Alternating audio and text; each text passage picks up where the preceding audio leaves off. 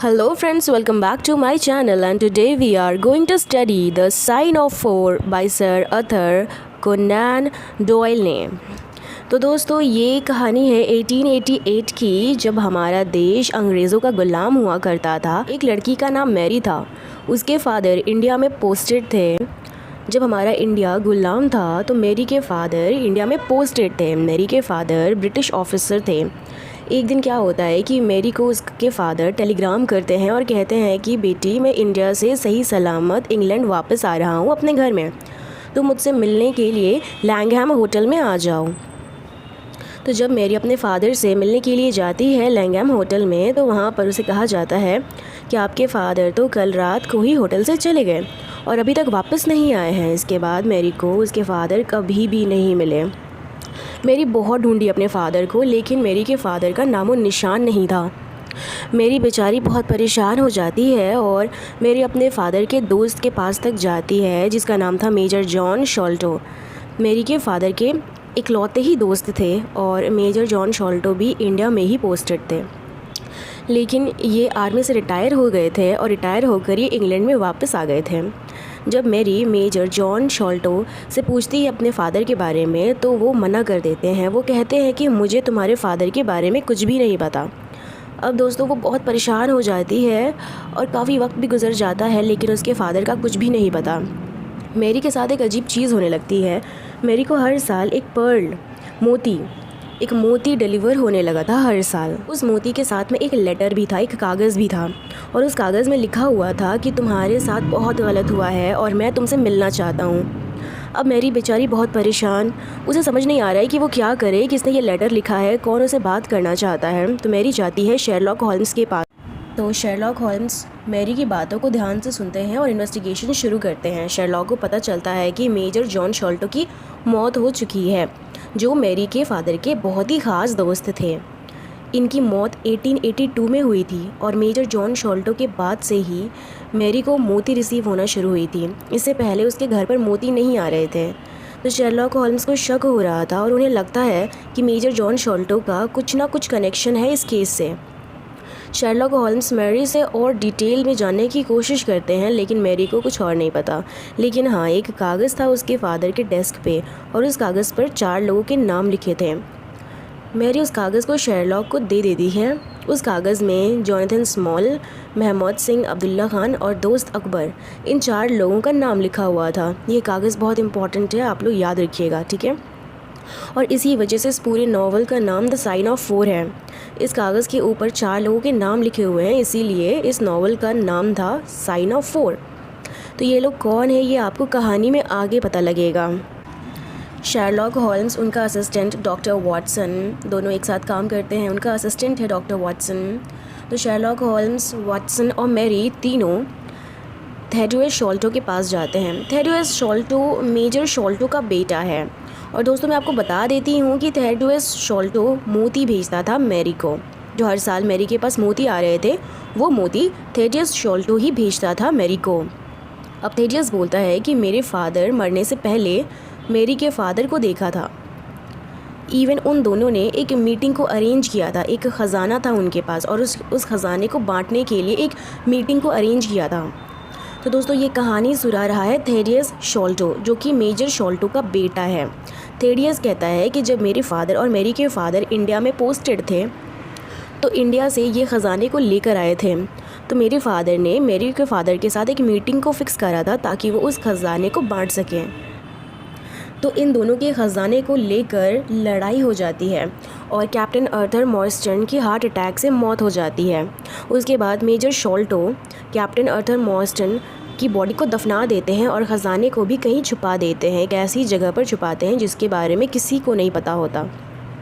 थेड्यूस Sholto कहता है कि शायद ऐसा हो सकता है कि मेरे फ़ादर ने ही कैप्टन आर्थर मॉर्स्टन को मारा हो। लेकिन उस मीटिंग के बाद से मेरे फ़ादर मेजर शॉल्टो की भी बहुत तबीयत ख़राब हो जाती और वो मरने वाले होते हैं। उस मीटिंग में पता नहीं ऐसा क्या हुआ होता है कि उसके बाद मेरे फ़ादर की हालत बहुत ही ख़राब हो जाती है। मरने से पहले मेजर शॉल्टो ने अपने दोनों बेटों को बुलाया, कैप्टन आर्थर मॉर्स्टन के डेथ के बारे में बताया और ख़जाने के बारे में भी बता दिया, और उसके बाद वो मर जाते हैं। तो ये कहानी सुनाई है थेडियस शॉल्टो ने, जो कि मेजर शॉल्टो का बेटा है। अब इस कहानी कितनी सच है कितनी झूठ है ये तो हमें आगे ही पता लगेगा। तो दोस्तों, थेडियस शॉल्टो को उसके फादर की डेड बॉडी के पास एक कागज़ मिला था और वो कागज़ थेडियस शॉल्टो ने मैरी को भी सेंड किया था, जिसमें 4 लोगों के नाम थे। मैंने स्टार्टिंग में भी आप लोगों को बोला 4 नाम के बारे में, जो कि मेरी के फादर के डेस्क से मिला था। तो ये कागज़ द साइन ऑफ 4 है और इस कागज़ पर 4 लोगों के नाम लिखे हुए थे।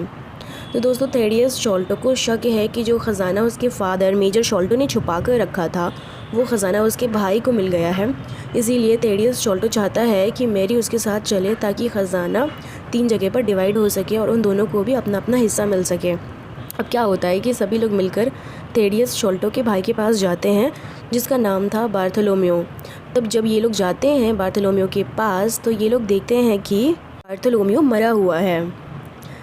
किसी ने बार्थोलोम्यो को जहरीली तीर से मार दिया और वहाँ पर ख़जाना भी नहीं होता, कोई ख़जाना ले गया था वहाँ से। पुलिस को शक होता है कि थेडियस शॉल्टो ने अपने भाई को जान से मार दिया, लेकिन शर्लॉक होल्म्स बीच में आ जाते हैं और कहते हैं कि थेडियस शॉल्टो मेरे साथ में था और इसने अपने भाई को नहीं मारा है।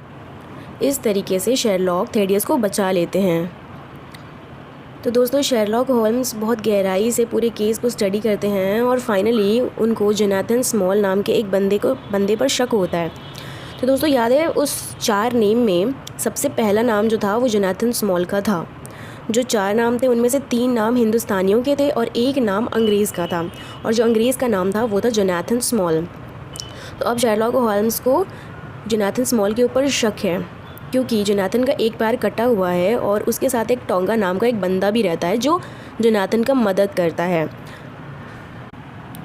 तो दोस्तों, शर्लॉक होल्म्स को पता लगता है कि जोनाथन स्मॉल ने एक स्टीम बोट को हायर किया है और वो भागने की तैयारी कर रहा है। इसके बाद शर्लॉक होल्म्स पुलिस के साथ जोनाथन स्मॉल का पीछा करता है।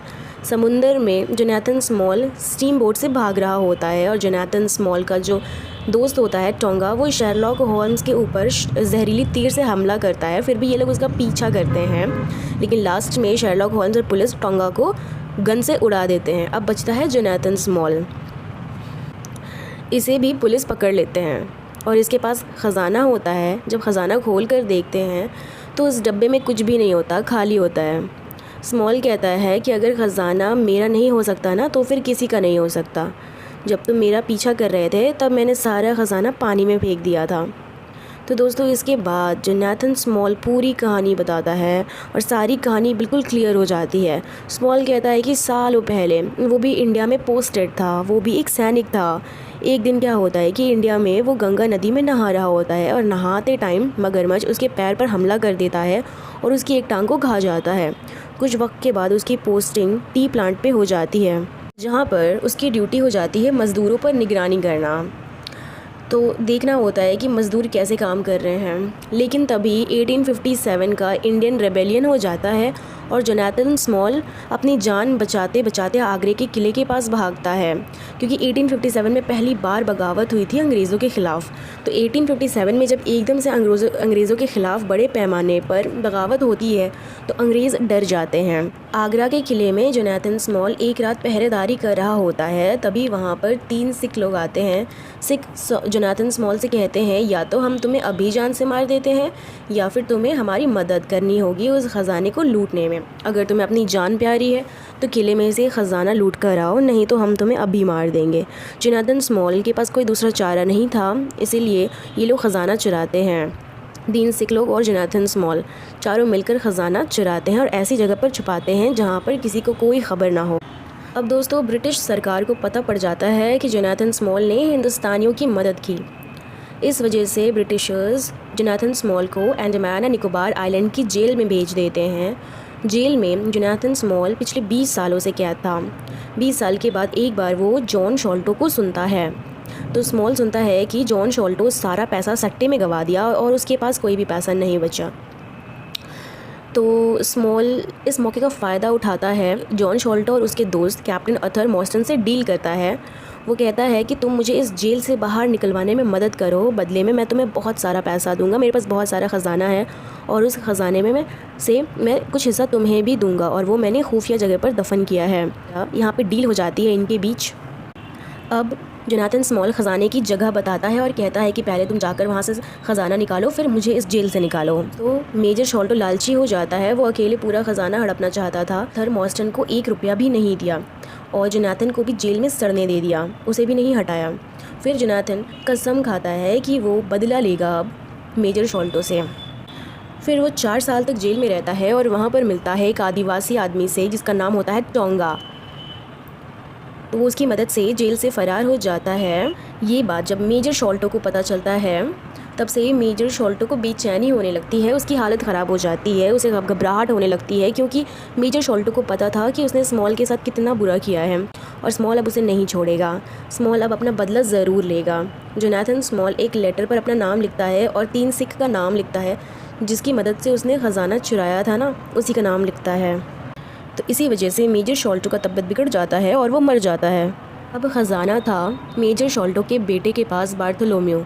अब स्मॉल ने सोचा था कि वो उस ख़जाने को चुपचाप चुरा लेगा और बार्थोलोम्यो को कोई नुकसान भी नहीं पहुंचाएगा, लेकिन बार्थोलोम्यो के साथ उसका झगड़ा हो जाता है और स्मॉल का जो साथी था टोंगा, वो बार्थोलोम्यो को जान से मार देता है। जोनाथन स्मॉल कहता है कि इस ख़जाने ने किसी का भी भला नहीं किया, बल्कि जिस किसी ने भी इस ख़जाने को पाने की कोशिश की वो सब बर्बाद हो गए। मेरी आधी ज़िंदगी इस ख़जाने की वजह से बर्बाद हो गई। और इस तरह ये केस सॉल्व हो जाता है। केस को सॉल्व करते करते शर्लॉक होल्म्स की जो असिस्टेंट थे डॉक्टर वाटसन, वो मैरी मॉर्स्टन से प्यार करने लगते हैं और भाई साहब मैरी मॉर्स्टन को प्रपोज़ कर देते हैं। ये मैरी मॉर्स्टन भी प्रपोज़ल एक्सेप्ट कर लेती है और ये दोनों शादी कर लेते हैं और ये कहानी ख़त्म हो जाती है।